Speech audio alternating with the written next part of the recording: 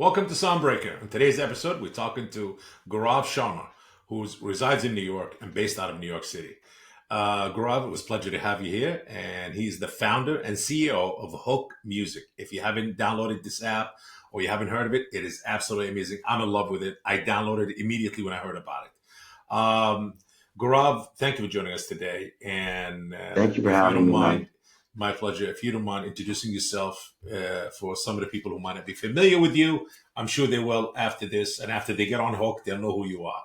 Well, Please I go really ahead. appreciate that. Yeah, I'm Gaurav. Started Hook a few years ago. And yeah, I've been working in music and tech my entire life. Yes. It is my entire life. Amazing. I had so many questions, and last minute we decided to change it because I'm like, you know what? This man has an interesting background. I don't want to focus so much on his background, but what he created, Hook Music, is something that I want to like dedicate the whole show, 80% of it about Hook Music. No, it's not a paid advertisement. It's my No paid own advertising. sound. It's a sound breaker. We invited him because I'm always interested and intrigued with talented, I would say innovative people like him who kind of changing the music industry to better, evolving it to better things, because we are entering a new era always. And obviously technology controls the music business, or I would say the vehicle that really been carrying the music business, and we've been evolving a lot, and Hook Music is something new, and that's where we're heading to. So you know what, let's talk about your background and your past and what really inspired you to kind of get into the music business and to mix tech and music together, because it's a combination of both. Your parents, were you a musician or you're part of a band? Like what really at an early age said, hey, mom, dad, and you come from a heritage of India, and Indian people or parents are very, very strict and Yeah, disciplined, either absolutely. doctor, lawyer, or or an engineer. So if none of those Absolutely. three, you need to have a degree. Then you can go and do your passion project or your passion. I mean, You know. actually, you're describing so much of my childhood, and everything I'm about to say is gonna basically be repeating that, Yes. parts of that. But yeah, I mean, I've loved music from day one. My father used to drive me to school and play me Lata Mangeshkar music, which is like classical Indian music. And I Amazing. didn't even understand what was being said, and my father would just be explaining the lyrics for hours and hours and hours, what they meant. And Uh-huh. my father had the worst voice ever, could not sing, but he would like he was a big lyrics guy. And I guess my senior year before going to college, we had to do a project. I tried to make a song and was really bad. I'm not a musician, wasn't really a musician, but I loved music and was listening to it all the time. And then freshman year of college, I went to Johns Hopkins. My dad was a physician. He wanted me to be a doctor as well. I think everyone in the family wanted to be a doctor. Yes. But freshman year, he actually passed away, which was really unfortunate. God rest his Um, soul. yeah, I mean, he was definitely he will always be a hero of mine, but he was very much a hero back then, and really like instilled my love for music. And that summer of that post freshman year, I just started trying to really make music. It made me feel good, and I applied to Hopkins's Music Conservatory, Peabody, in the composition department. And Mhm. I actually didn't know how to compose. I just was moving things around in my computer. And so when I got to the program, and I also told all of my uncles that I would still take an engineering degree as well, just so that they were okay with it. But the school found out that I didn't actually know how to play music. I was just using a computer. So they shifted me to computer music composition as a degree. And I spent 4 years. I still don't really know how to play an instrument, but I got to learn music theory, music composition. I never put any music out, released it, but it was always like music as an expression medium was never about having to play an instrument for me. It was about the feeling that I got in giving a song to someone I'm close with that I wrote, or Uh-huh. writing a song for like my friend's or my cousin's wedding. It was just the feeling of expressing with it that was like very distinct and different. And And then, yeah, my first job out of college was at Columbia Records, and it was for 1 month because it was in 2009, and then there were lots of layoffs happening, and I just kind of fell into what I would, while not working at a label, I was told, why don't you get into music and tech because you're an engineer, and Hmm. um, and that's kind of how I fell into it. That was my inspiration. Amazing. So your first job after Colombia, was it Savin? It was Yeah, the it was. streaming platform. Yes, yes. It was it back then. I mean, it was 2009. We didn't really even know what music streaming was at that point. I think we were in like the post Napster, post LimeWire cloud, where the bread and butter of the music industry, CD sales were kind of going out. Physical. But it was, Yep. yes, it was towards the end. That's it. It was It was like towards the nearly, end, but there still yeah, wasn't a framework for music streaming as a license. We were still a year or two away from Spotify even getting their first licenses done. And yeah. Well, so the first one was, wasn't it iTunes? I think it's iTunes, iTunes. Yeah, yes, but iTunes wasn't streaming. iTunes was, download. yes, iTunes was downloads, and it was kind of contributing to, like, people were not paying for these 99 cents tracks. And I think at the time, the music industry was still a bit skeptical about the idea that, you could, for 9.99, give someone the whole catalog. That was still an area of skepticism, but Savin at the time wasn't even a streaming service. When I came on, it was just a company that was digitizing analog Indian music on behalf of all the labels and film studios and just getting it onto iTunes. And Oh, so, yeah, but the only distributor was, what's his name? Was the Orchard. You know, Scott Cohen. That's what, when he really, it was around. No, absolutely. that's We weren't a yeah, distributor. We weren't a yeah. distributor. We were literally taking the songs from T Series from like 50 years ago, the films, ripping off the audio portions of it to make them MP3s. And then from there, yes, it would get distributed through the Orchard or whoever their distributors were. He was the only one. I think they were the only one. In I India, think. oh, Yeah. that's, yeah. Well, I not mean, in India. I mean, in the States, but maybe okay, worldwide. yeah. Maybe yes. Yeah. But we were literally just doing the digitization. And once the music was on iTunes in India, I mean, people don't even have Apple in India, even now, not as much. And so back then, there just was very little appetite for people to pay for tracks on iTunes in India.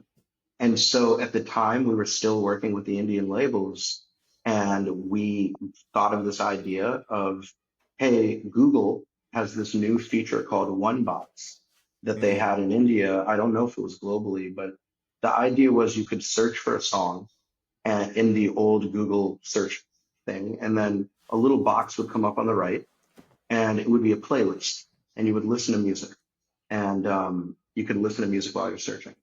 And so we provided all these digital tracks from these Indian labels. Hmm. They went into this Google thing. We started seeing all of this engagement. And then we basically decided, hey, we should make our own website that streams Hmm. this music. It's kind of like YouTube, but just for music. And then Yes. that turned into an app, and that turned into talking to the labels and the licensors and the majors and the independents, and figuring out what a license could look like. Spotify at the time was dealing with the same problem. So we were able to, I mean, it was funny. We used to think they were going to just be this Swedish company and we have India as a market, and then they just took over. But it was a cool experience with Sodom to kind of, like, if I were to think about what my lessons were, my biggest lessons and learnings were understanding the nuances Hmm. of working with rights holders to innovate the consumer experience. I think a lot of people believe that you need to just move fast and break things and not really care about what the rights holders are saying or thinking. And they want to lean into new technology, Hmm. but there is a sense of pride and respect that's required for the artist community that this industry expects. It's an expectation. And learning Yes. that Yes. nuance was the biggest lesson from the Well, I saga. have to say, I mean, it was an interesting time for you. Absolutely, where you when you joined Savin. because this is was a very very interesting times where you went from physical to digital. So there was so much going on, and it was perfect timing, I would say. How long would it took for Savan to become, one of the main platforms that kind of must have and go to? Took us about 7 years till we Seven hit years. our scale. Yes. And then from there, we ended up selling to Mukesh Ambani. He has multiple. This is a big Indian conglomerate that Yes. basically owns everything in India, and Everybody knows about Mr. Ambani. Absolutely, he's a great guy, and he's a great and guy. he's involved in so many sectors in India. A lot of influence. Amazing. It's Yeah. across everything, Yes. and Major so contributor. in 2019, he had been starting this telco in India with around 500 million. I think it was like around 400 million telco subscribers at the time, Wow. and they wanted Are to we be able to are we talking provide. like 33% of the population in India? Yeah, Yeah. and I'm sure the number's much bigger now, but yeah, at the time, yes. Wow. And really, like, it was pretty incredible. He was providing free data to every Indian. And so a lot of people were getting cell phones for the first time. He was distributing geo phones for free. So people were Hmm. understanding how to use cell phone technology and getting familiarized with that. And so Geo acquired us, and Mr. Ambani was on our board, and we got. I had a couple of years of like really being able to understand how a business goes from early stage startup, work with the rights holders, get all of your framework in place, scale the business up, and then be built into this business in Reliance Geo that was like just had so many different opportunities to scale it. Hmm. And from there, I think Savin now is doing incredibly well. And Amazing. it's now called GeoSavin. And I left in about 2021 to start Hook. Um, but it was an incredible journey. I mean, obviously, you had all the right accolades, or should I say, all the steps that you needed to make to launch your own platform. But what really inspired you? Where the name came from? Love the name Hook Music. You get hooked on it. I love it. I mean, maybe it has a different meaning also. But what said, you know what? I want to start my own platform. You were involved in one, and it got sold. You were part of the team, and then you were in India, so you had a major success in India. Obviously, you could stayed and obviously continued, but you said no. I want to start my own. I want to come into the states, back where I kind of finished my degree, got my college degree, and all of that. So Yeah, that's I'm very interested to hear that about that. was And certainly, what's the inspiration behind? Like, what inspired you? It's like, you know what? I want to start Hook Music.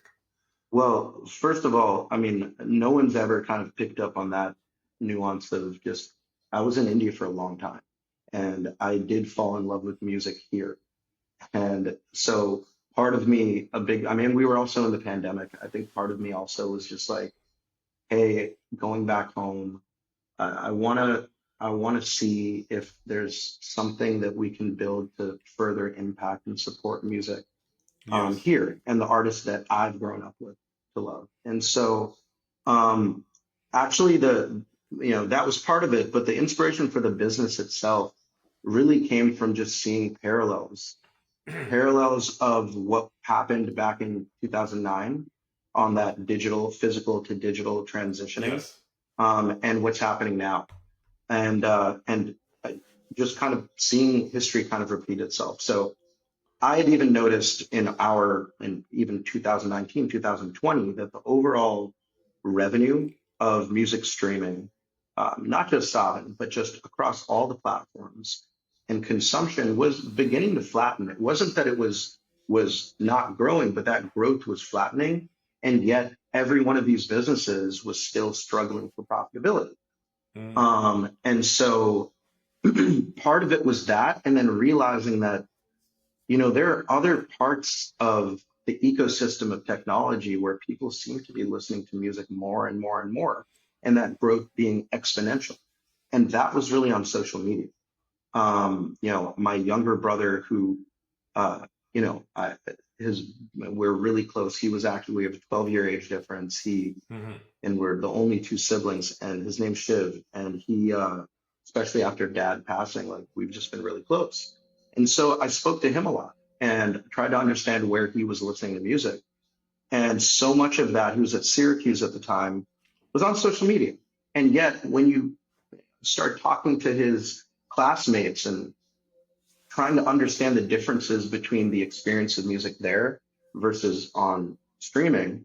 And it almost felt like now that we put music out there digitally, now that kids could access music digitally, what Yeah. they were doing with it was beginning to evolve. Like the relationship with the artist was no longer just a one-way relationship of I'm putting my music out, you're going to listen to it, and I'm going to get paid off of that consumption. It seemed like people were beginning to use their favorite artist's music as an extension of their own expression. And and that to me is what music expression is. It's going to a concert and belting out the same lyric at the same time with a community of people, because that what is being expressed by that artist is something that you know is resonating with a group, a community, and that community is expressing it with them. And I think like everything that's been happening, I interviewed a bunch of kids at Syracuse. Me and my brother interviewed probably around like 100 kids and recorded the combos.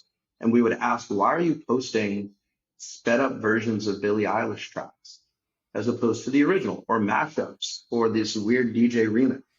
Yeah. And not weird, but they were like, Billie expresses me better than I can, but I want to be unique in my expression of her.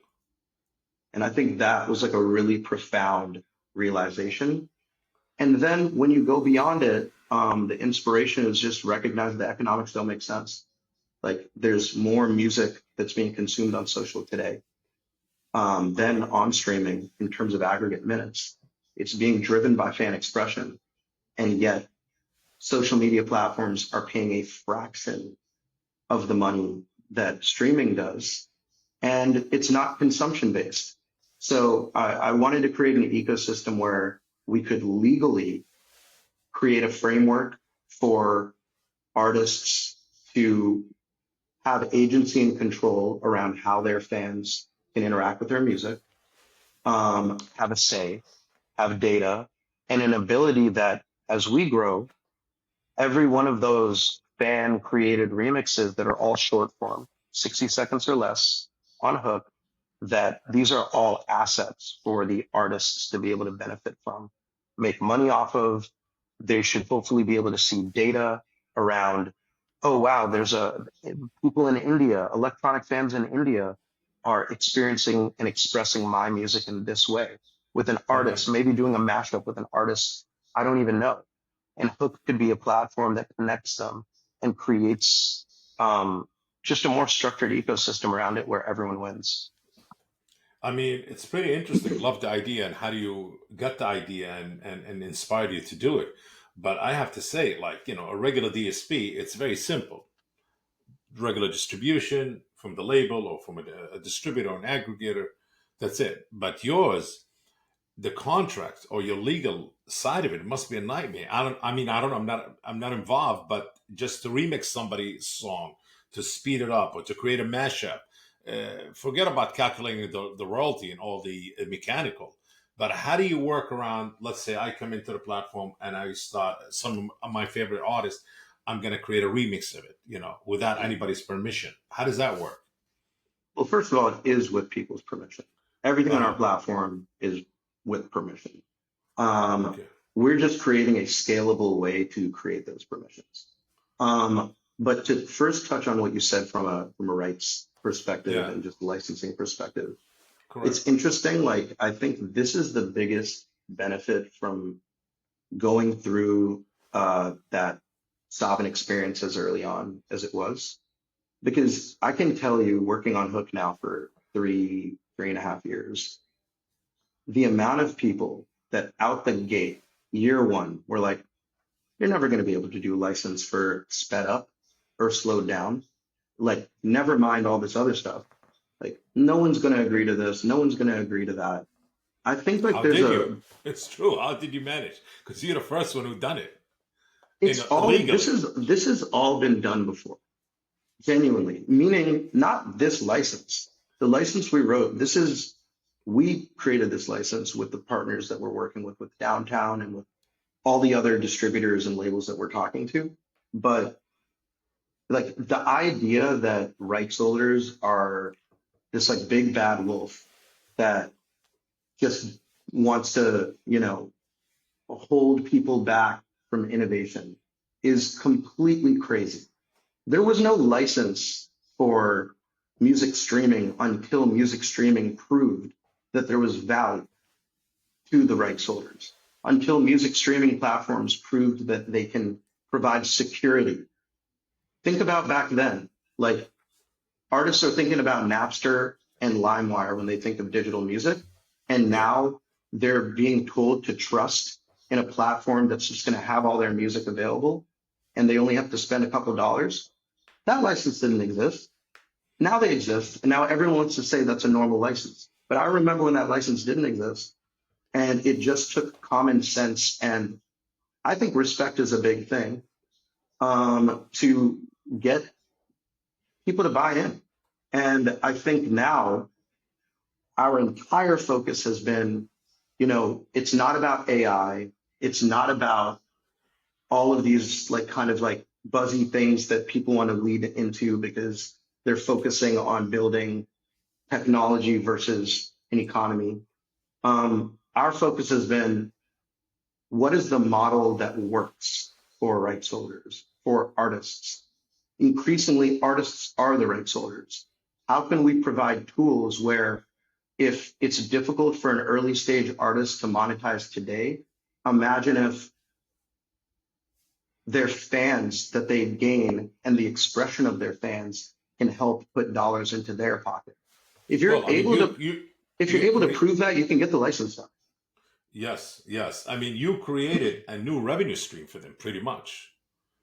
You're like, okay, we need to find a new way of creating revenue stream beside your regular standard, just, Yep, download and play or plug and play. That you yep, cannot do nothing. You can speed it up. The fans, which is a lot of the young fans love to play around with this music, yeah, and they can remix it. Correct? They can yep. remix it. They They can can speed remix it it, up, mash it mash it up, up. throw and again per the permissions of the artists, Yes, the artists or the on record labels or the rights or the holders rights or the holders. They rights. can do it on a track by track basis. We have an entire team that works with Mhm. the rights holders, white gloving all of this because that's what's going to be Amazing. required to build that trust. The other side of it is like one thing we and most of the artists and rights holders have even been amenable to is, like bringing the fan into the experience itself. Like imagine, okay, we have one person right now that's on our platform. We've soft launched like basically a month ago. We're not doing any marketing. We're working through just our initial phase of launch, but we've gotten a good amount of creators and users organically. And one of them already has like close to 10,000 views of the hooks that they've created. So Wow. imagine your 16, 17-year-old kid like I was when I was discovering music expression. You don't understand anything about music expression and from a technical perspective on how to do it. But now all of a sudden, you're seeing that people are repeat listening and reacting to something you created through your Yes. favorite artist, right? Now imagine if, as that fan, you go in and you're seeing who's listening to your music and you see your favorite artist listening to your stuff. You Um, took something that I would say, not to interrupt, you took something that I would say many years ago. I've been in music business for a long time. And back in the day, the only people were to do things like this, taking, let's say, a famous song by Madonna, let's say 20 years ago. A famous DJ would take it, create his own remix out of it, and then put it on white label just for mhm, promotion only, promotion and played in the mhm, clubs. And mhm, back in the day, and then the major label comes in, either they'll say they'll want to buy the remix, and the remix sometimes they used to make a lot of noise, but it was a taboo thing. But only mhm, certain DJs were kind of able to do it without a permission in the beginning. then you have to, the contracts got to get involved and the lawyers and managers and all of that. And he took something that kind of taboo and he said, hey, you know what? It doesn't have to be that way.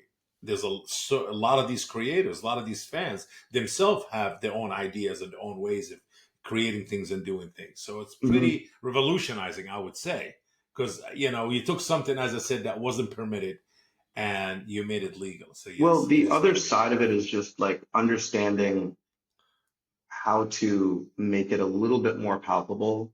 And one of the reasons why we didn't go out and build a platform that's a DAW, that's meant for Yeah, full length creation. The reason why we went social, another reason is because we believe that, you know, by time boxing what can be created, you're not dealing with the recreation of music, you're dealing with the recreation of ideas. yeah, And so we thought, okay, if a person's making 30-second snippets and remixes around that for a TikTok, then the odds that an artist would view this as inspiration as opposed to infringement. Just in speaking to the artist community and being an artist myself, we were just like, it creates like built-in guardrails. yeah. And we've also built the controls whereby if there's anything on the app that for your catalog you don't want, you don't have to Amazing. do it. Um, Now you launched it. What? How long ago? Was it a month ago? A couple of months ago? It's about 3 weeks ago. Wow, Hmm. amazing! It's just no big. No, it's all organic. Organic. Right now, like it's a soft launch, so this is actually the first time where actually I'm talking about it publicly like this. Great. Well, you got it. Um, You heard it first at Soundbreaker, right here. this is the first Absolutely. Well, time, but yes. we're testing through just the initial user experience. I mean, like I said, we've spent a few years building this and taking calls on what the right user experience is per our product team, the interviews we've done. We also have onboarded some of the biggest creators on TikTok and Instagram today that already have 5, 10 million followers on those platforms. Amazing. Are you, We've are you been talking working to with a them, lot of labels? Are you working with a lot of major labels, independent labels right now? everybody, So you guys everybody. do have access to a lot of music catalog that a lot of people fans, like a lot of the big artists, a lot of the popular music, the top 10, top 20, top 40, top Yep. 50, top 100, all of that. Amazing. Just the top 50 songs right now on Hook, just the top 50. I think right now we have around 20,000 songs on it. But just the Amazing. top 50 songs we have on Hook, um, we just like went through them and manually looked at how many streams each song had on Spotify. And it was like over 5 billion streams for just these 50 tracks. So like while we're still at our very nascent stage from a content perspective, we are getting like real songs that people are engaging with. And the other side of it is we do take the publishing and sound recording side very seriously. In fact, like our licensing team is the same legal team from Sovereign. So the same Wow. people that we were working on Oh, with those amazing. early day streaming deals. So Uh, yeah, it's a big part of it. would we see in the future, in the near future, because now you focus on audio, would be also video there, like visual content to be created Yeah. based on the mashup. I create a mashup. I come in, I'm on Hulk Music. I'm one of your subscribers, one of your members. And I'm like, you know what? I could see this in my head as a creator. I want to put a video, like a 10-second video or 30-second video or something like this that I created, creating my own kind of experience based on that music and have Yep. the world see it on your platform, on Hook Music. Yep. We're rolling it out next month. Amazing. Oh, shoot. Really? Yep. Yep. Wow. Wow. So pretty much Hook is combining what some of the industries were missing, I would say from the mainstream platform to some of the user generated content platforms. We don't have to Yes. say their names. I can. It doesn't matter whether they're Instagram Reels or TikTok or some other ones. But amazing, amazing. You got that far. So you pretty much took some of the missing components and what a lot of the users really want to have fun with. So this gonna grow. Hook music gonna grow to something more than just a streaming platform. It's more, user generated. Well, I would say as far as the visual content, but not the music. But it allows them to come in Yeah, and create your own experience, your own sound, your own bass from that particular song. we view ourselves as a social music platform. Like Amazing. I think that music, our thesis is that music is going to have its own social economy, its own social music listening, and it's correct to kind of separate that from the artist created music, the purely artist created music. Artists should be able to have their art that they're building. And if, per their permission, they want fans to be able to express and experience that music in a social environment, we want to be that environment that builds an economy around. Gaurav, you are definitely revolutionizing the business, my friend. Definitely, you're the future. You're Excellent. part of that innovative or innovation or innovative future of the music business. I think a lot of people With are, though. A lot of people are right now. once There's a lot of companies. no competition yet. I mean, there I is one mean, company doing similar, but I not in that level that you're doing that you're going with. I would say, at the end of the day, I think this has become a hot topic in the last year. I think a lot of people realize that, with TikTok taking the music off of UMG, then bringing it back, I think yeah. people are realizing that, there's something here on the social side. And of course, there's all these companies going like head first on AI, all of that. Are you with people once they start creating these, videos that gonna match or can be combined with these mashup or remixes and all of that? Would they be able to share these pages and let's say have it on Instagram Reels? Like sometime you go to Instagram, you'll see TikTok videos that people that whoever created that video, with the sound, it's also appearing there, appearing on Instagram or sometime on Yeah, YouTube Shorts. You'll see. You the guys gonna have beauty, this.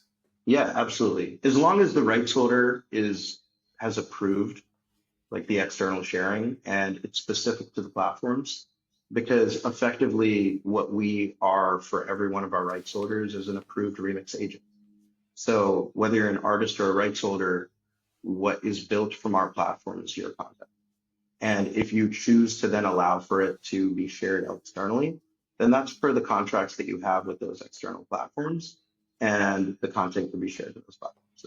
Wow, really amazing. Anything else you'd like to share with our viewers or listeners on Soundbreaker that you're going to be coming up with in the next month or two, this year, 24, or the first quarter of 25 of Hook Music? Now, I could see Mr. Mukesh Ambani gonna come in and knock on your door soon Oh and man, gonna say, hey, Gaurav, I I don't want a think we're piece of big that. enough. I don't think we're big enough for him yet, but Well, you we'll had see. the formula before, so you That's already have a true. track That's true. record. That's true. Yes, That's you true. have a track record with him. I would say So, the most exciting thing happening in the next few months is we're going to be rolling out artist projects. Like we have a list of some pretty incredible musicians that we are building some incredible activations with. There's a band called Baby. Um, their lead singer, Ben, is actually Fred again's younger brother. It's an incredible punk rock band that we're building a remix campaign around, where fans can remix Kinky, their lead single, and the top version gets played at concerts.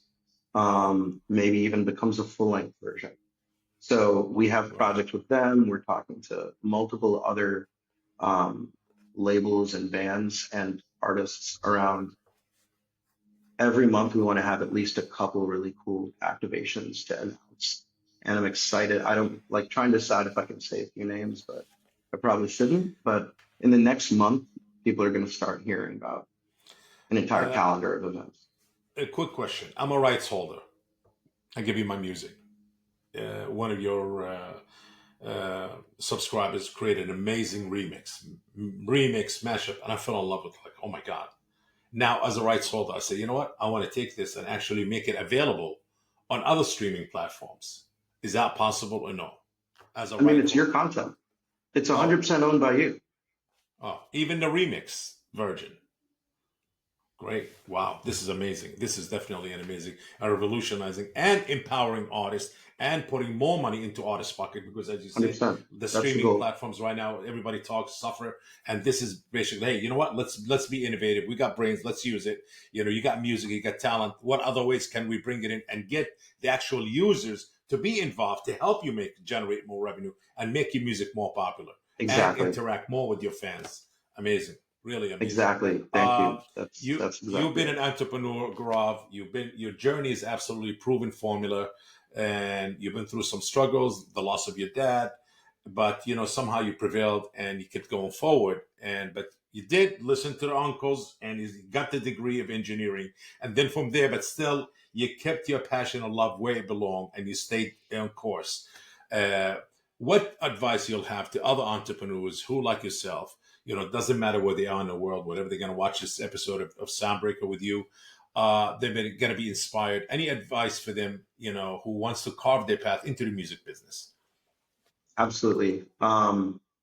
Music business or any business, especially if you're going the entrepreneur route, is going to be really difficult.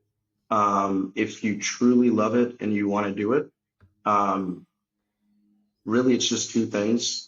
Never give up and learn from your mistakes. That's it. Hmm. Probably, and the Amazing. third thing is never take anything too personally. Amazing. Well, I want to thank you for joining us today on Soundbreaker. This will conclude our episode on Soundbreaker Thank again you. with Gaurav. My pleasure.